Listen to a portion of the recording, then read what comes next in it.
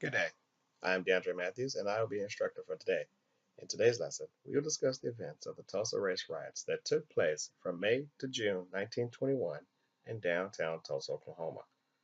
The events would change the city's evolution. During the lesson, we will discuss how the events of the riots were sparked, how the events changed both the city and the people of Tulsa, and lastly, we will take a look at how the events of the past have influenced the events of the future. Let us begin.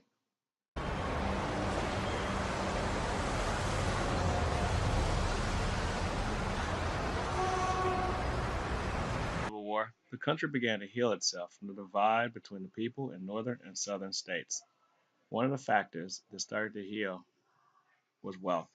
Wealth in itself made people happy. On the other hand, wealth will make others jealous, especially if a certain group of people, that group that had laws that made to keep them inferior, money and become richer than the ones who were supposed to be superior.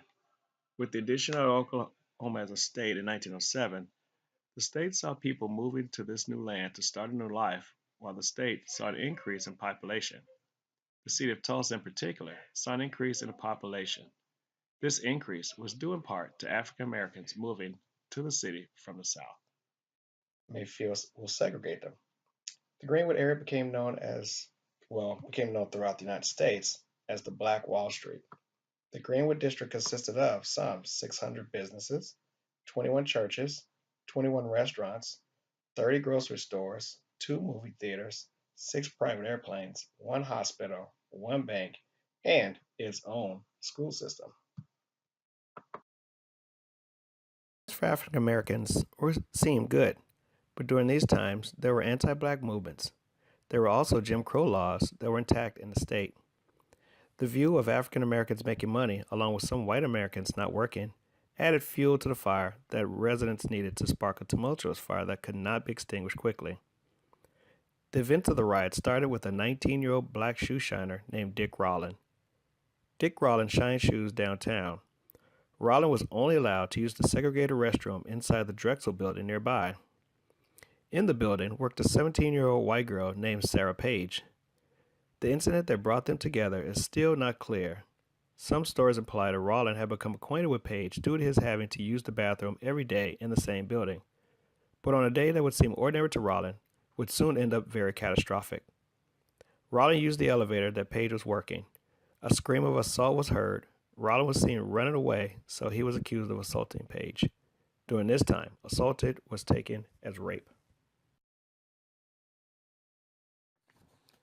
Rawlin was taken into custody. Later that night, an angry group of people consisting of white people gathered outside the city courthouse. J.B. Stratford, who was a lawyer and business owner, arrived on the scene and attempted to calm down the crowd. His attempt was futile. Soon, Stratford was charged with inciting the riot and arrested. Later, another crowd consisting of black men, some military veterans, gathered downtown. These men were armed with guns. They attempted to exercise their right to try and show a sign that a community was there to stand by and ensure that one of their own, Rawlin, would get a fair trial. A white man tried to take a gun from a black man, and an inadvertent shot was fired, inciting the riot. That night, stores in the Greenwood district were looted. White men from the crowd, and some who had later joined the riot, started looting for ammunition and starting fires.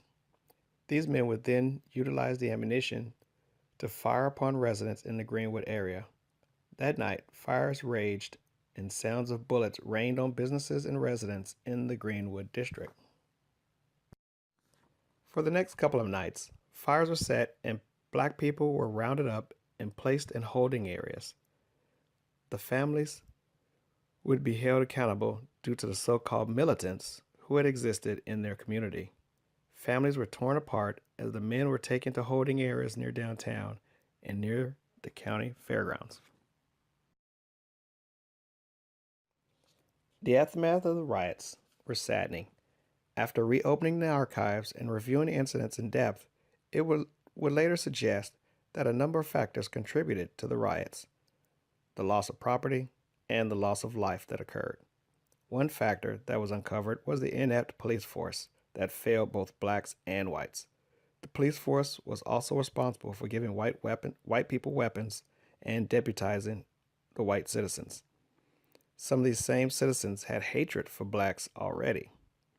The inept law enforcement gave the black community the impression that Dick Rawlins would not have a fair trial and that he would be lynched without due process.